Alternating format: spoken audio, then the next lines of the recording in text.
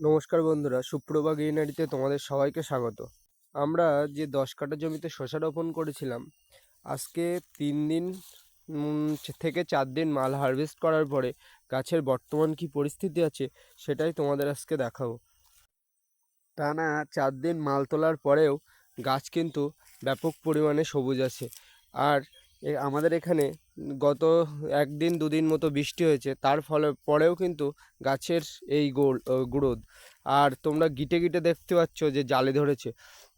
এখনও গোড়ার জালি তোলা হচ্ছে, এখনও উপরে সেইভাবে জালি আসেনি। তা গাছের তোমরা বর্তমানে গ্রোথ তো দেখতেই পাচ্ছ।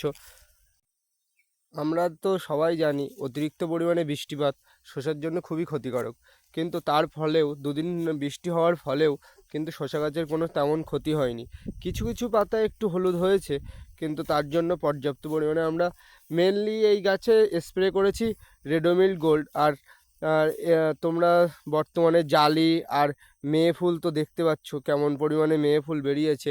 তো রেডোমিল্ট গোল্ড ব্যবহার করার ফলেই এই পরিমাণে কিন্তু গাছে গাছে বেশ ফুল এসেছে। আর তোমাদের তো আগেই বলেছি যে আমরা এই জমিতে স্প্রে ছত্রাকনাশক হিসাবে সার্টিলাইজার ব্যবহার করি। তো আমরা রেডোমিল গোল্ড আর সার্টিলাইজার, একদিন রেডোমিল গোল্ড একদিন সার্টিলাইজার, এইভাবে কিন্তু আমরা শসায় স্প্রে করছি।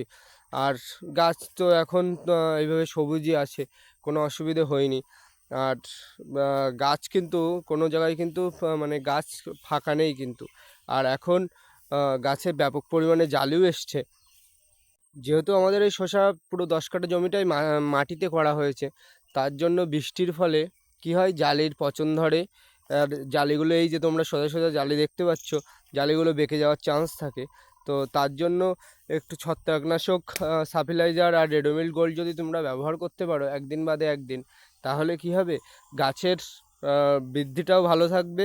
আর যে অতিরিক্ত জলের বৃষ্টির কোপে গাছের যে ক্ষতি হয়, সেই ক্ষতিটাও কিন্তু হবে না। আর গাছ কিন্তু এইভাবেই থাকবে। আর এইটা হচ্ছে জমির নিচের পোর্শন। এখানে কিন্তু আমরা এই বাতকুল্লা যেটা ব্যবহার করেছিলাম, বাতকুল্লায় এখানেও জালি বেরিয়েছে, বেশ ভালো পরিমাণে জালি আছে, কিন্তু গাছ কিন্তু একটু মানে আমরা উপরের যে জমিতে কৃষক বন্ধু রকেট লাগিয়েছি আর নিচের জমিতে তো বাতকুল্লা লাগিয়েছি। কৃষক বন্ধু রকেটের থেকে বাতকুল্লার কিন্তু সহ্য ক্ষমতা অনেকটাই কম। বাতকুল্লা কিন্তু কিছু কিছু গাছ খুব বৃষ্টির জন্য খুবই নষ্ট হয়ে গেছে, কিন্তু কৃষক বন্ধু রকেটে অতটা অসুবিধা হয়নি। তো তোমরা যদি শসা চাষ করতে চাও, তাহলে কৃষক বন্ধু রকেট ব্যবহার করতে পারো। নমস্কার।